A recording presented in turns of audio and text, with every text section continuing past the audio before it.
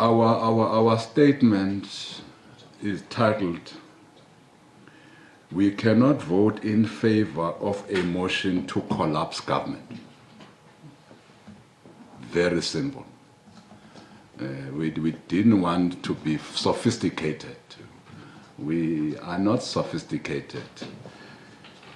We felt it is important to clarify why the ANC will be voting against the DA-sponsored motion to remove the President of the Republic of South Africa. This coming motion has generated much debate and public interest. Hence, we saw it desirable to upfront clarify our stance on this motion and respond to pronouncements that have been made by the opposition on this particular matter. Some would say that, but you have clarified your stance. Yes, we have, but we did not hold and call for a press conference where we delved into this matter. We did not. We only responded to questions that you would have put to us on the vote of no confidence. First and foremost, we want to acknowledge the difficulties and grievances that have been raised by our people, including our partners in the tripartite alliance, about the state of affairs in some government quarters.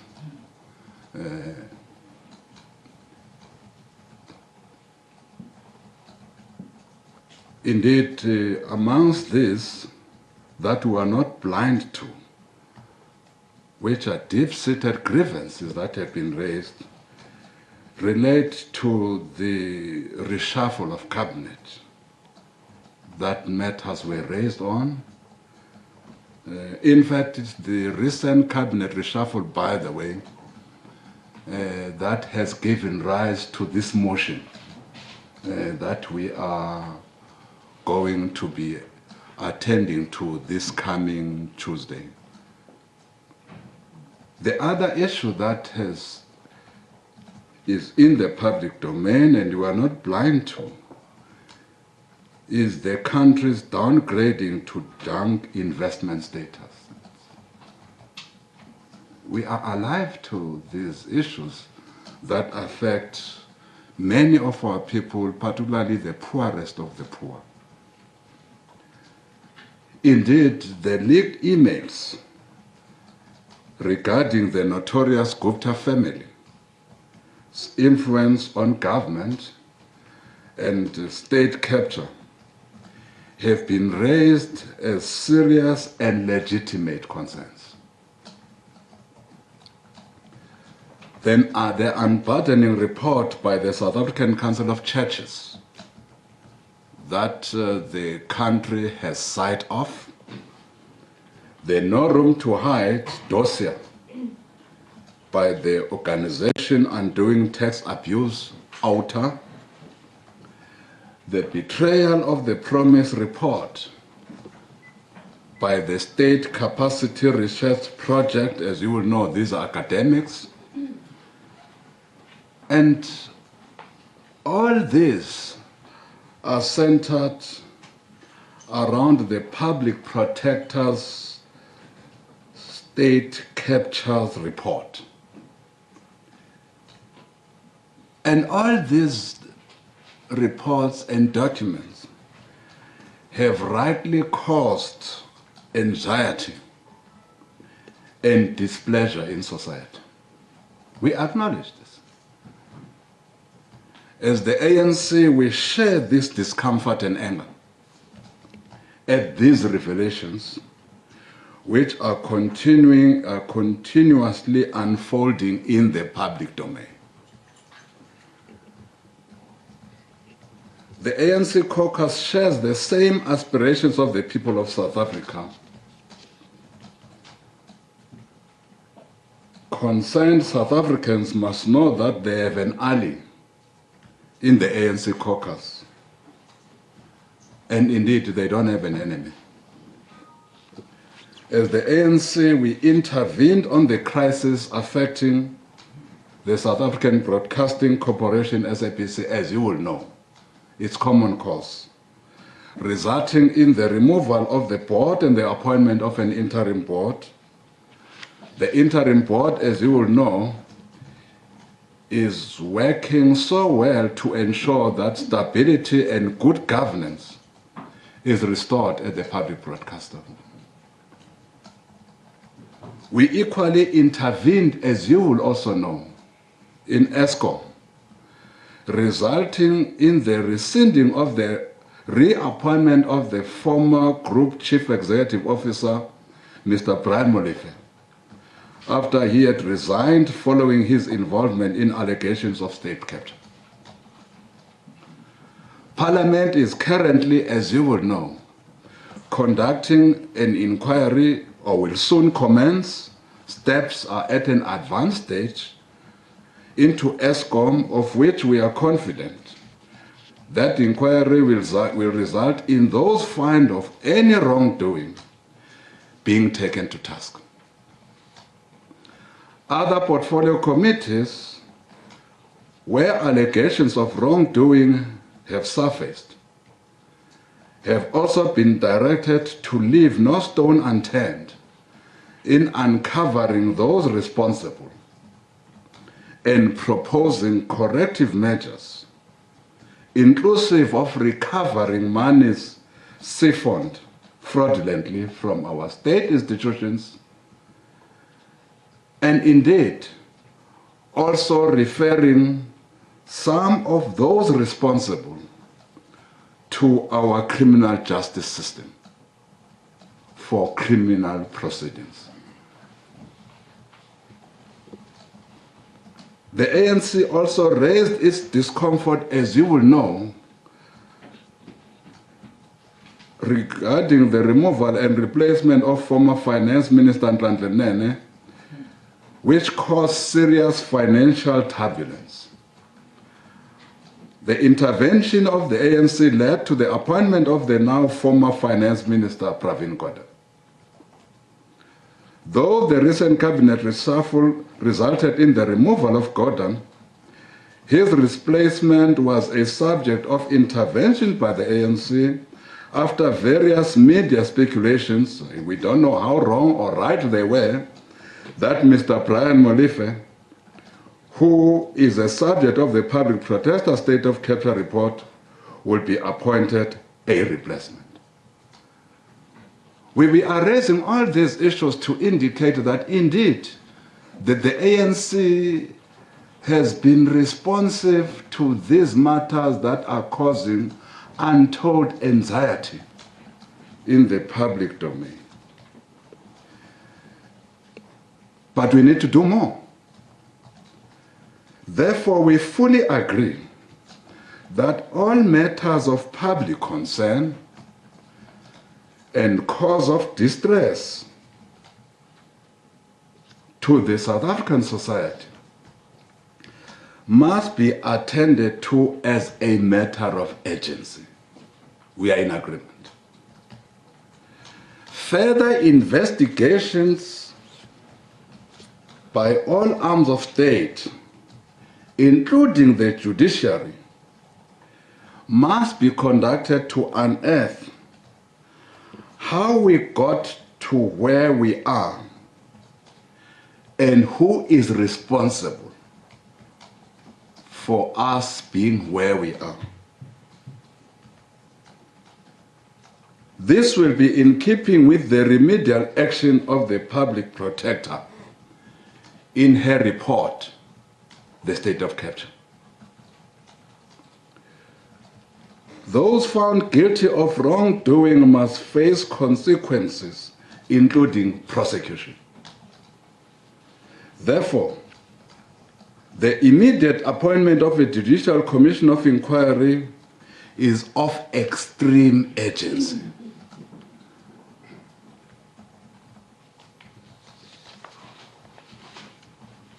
We must never allow our current irritations to blind us to act in a manner that destroys everything we have built over the 23 years as a young democracy. Voting in favor of this motion will be tantamount to throwing a nuclear bomb at our country. The removal of the president will have disastrous consequences that can only have a negative impact on the people of South Africa. It will result in the entire cabinet having to resign, which will lead to a collapse in government with long-lasting ramifications. It will plunge our country into complete political instability and economic uncertainty. I don't need to be an economist. I don't need to be these people who have ranked us to junk status to know that removal of a person, of a president, will create so much political instability and uncertainty, particularly when the party that the president belongs to has said this should not be done. Because you'll be doing so, thrusting us into an uncertain future that the party that the president comes from would not have prepared for.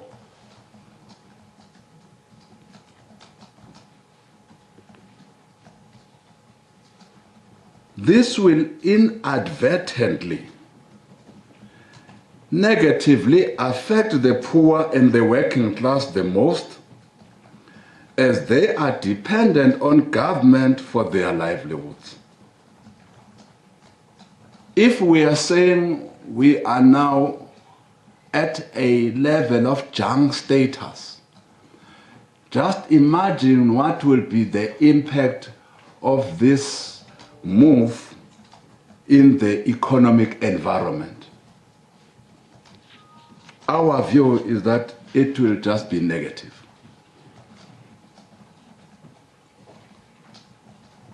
If we are in a technical recession, I can assure you this will be the best way of putting us in a recession.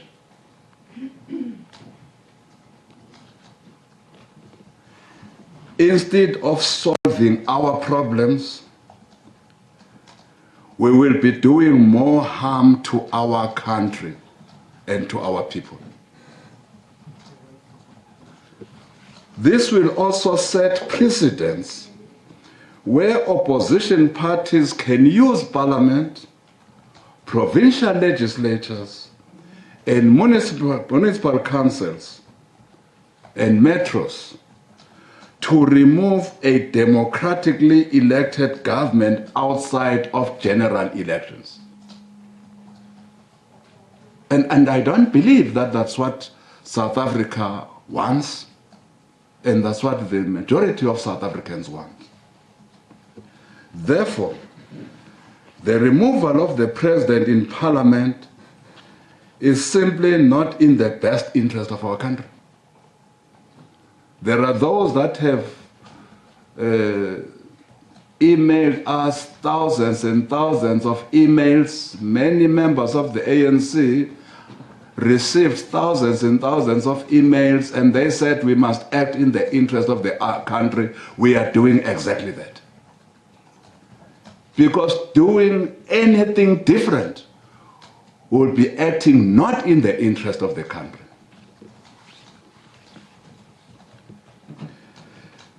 By the way, we must not seek easy and short-sighted solutions to difficult political problems. This motion, as you will know, those who are in the political field, is a political ploy by our political nemesis with the sole intention of maximizing their own political gains at the expense of the country. That's what they want to do. The DA wants to be political messiahs and, of course, maximize in their electoral gains, but do so at the expense of bringing the country to collapse. That's what they want to do. ANC members of parliament are an advanced cadreship of the ANC. We want to assure you of that. We did not land here by accident. We landed in these shores and hallowed walls of parliament because our membership and the 11 million people who voted for the ANC believe, and the leadership of the ANC believe, that we have the necessary acumen to create a better life for our people through holding the executive accountable. Otherwise, we'll not be here. That's why we are saying we are an advanced cadreship of the ANC. We will not, with our eyes open, cause the weakening of the state in favor of the opposition. When you weaken the state, when you weaken yourself as an organization, indeed the people who will be beneficiaries of your weakness in a political system in South Africa will be your adversaries. And those adversaries are the people that have proposed this motion. These are the adversaries, the Democratic Alliance. As activists, we will not be part of actions that will bring our country to a brink of collapse.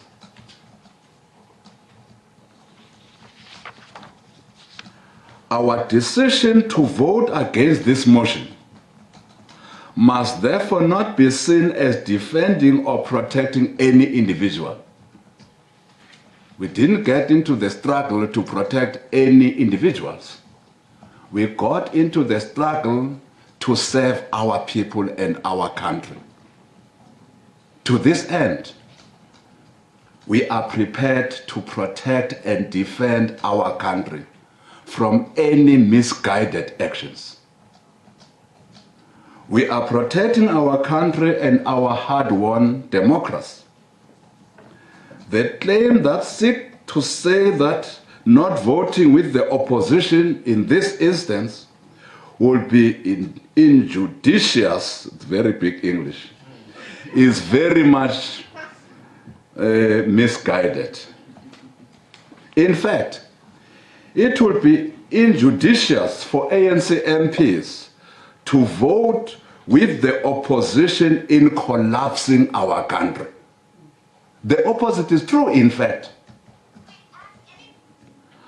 Our actions must not be informed by incumbent personalities, but rather what is in the best interest of our country today. We are also protecting our electoral system through these actions, through this vote, by the way, which places the political authority to deploy members of parliament in the respective political parties who contested elections. That's what our political system does. It is a party-based political system. That's all members of parliament from all political parties take their mandate from their political parties.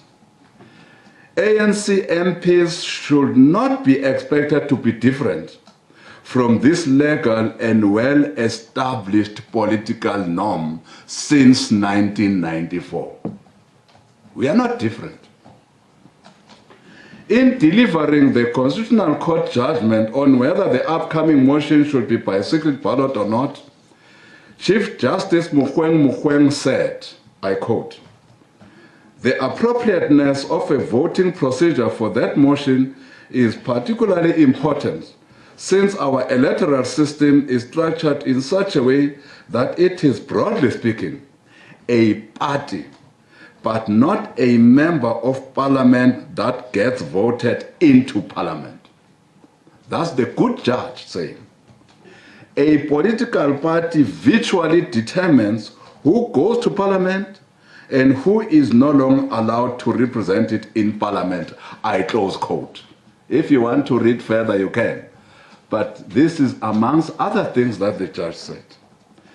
The Chief Justice further went on to quote the certificate case where paragraph 77 states, I open quotes, "Under a list system of proportional representation, it is parties that the electorate vote for, and parties which must be accountable to the electorate."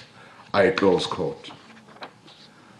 South Africa's electoral system is not a presidential system, where a president is voted for as an individual, but our system is rather where the party that wins elections deploy its presidential candidate. In the same way, the party will also deploy its members as MPs as well as members of cabinet.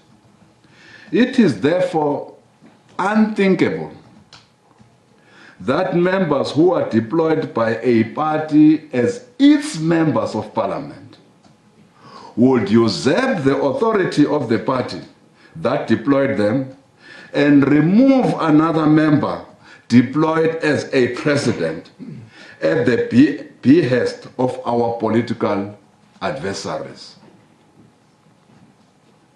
During one of our debates in the House, I said, only a bewitched party will do so. I'm repeating that. You will have to bewitch us first.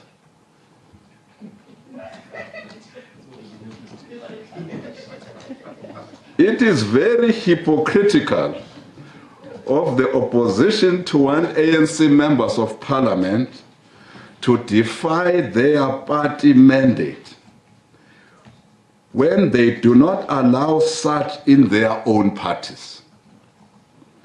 The DA, and this is public knowledge, suspended 6 councillors in the Cape Town Metro for defying the party mandate on who to vote for at a sub-council meeting in November last year.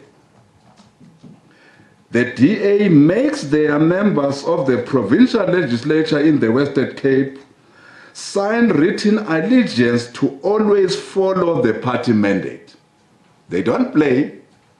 You sign written allegiance that you will follow the party mandate then.